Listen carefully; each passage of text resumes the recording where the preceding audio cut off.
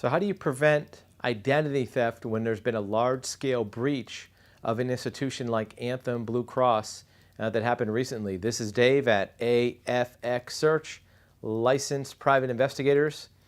If you've done everything you can to protect your own personal information, but then it's stolen by hackers from a company that you do business with, you have to take steps to keep that theft from affecting your life directly.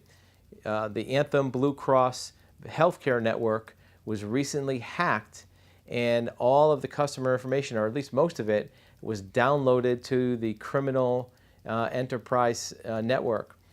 There may be 80 million plus individuals whose personal information, could be names, addresses, date of birth, social security numbers, and other personal information, were extracted from the Anthem Blue Cross network.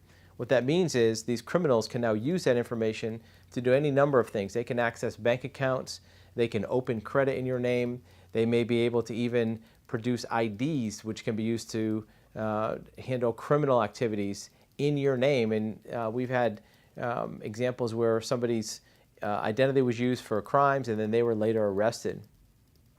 The best way to prevent that is to start by putting credit freezes on your accounts. That will keep any lenders from opening up your credit file to lend money to somebody that's not you.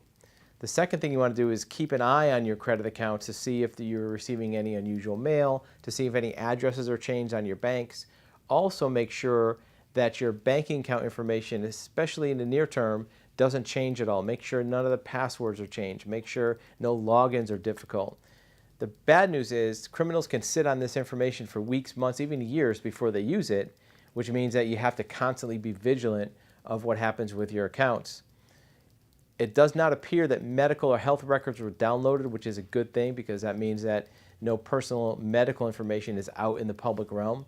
But that sensitive information like your bank accounts or even other private information like maiden names of relatives and places you grew up that you use for security questions could be out in the open network so that somebody can access your bank account. So go ahead and change the personal identifying questions you use to access bank accounts. Mother's maiden name, dog's name, things like that, because if a criminal has those, they can wipe out your retirement account or clear out your lending account. If you have questions about personal security or doing an investigation on identity theft, you can reach us at our website at afxsearch.com.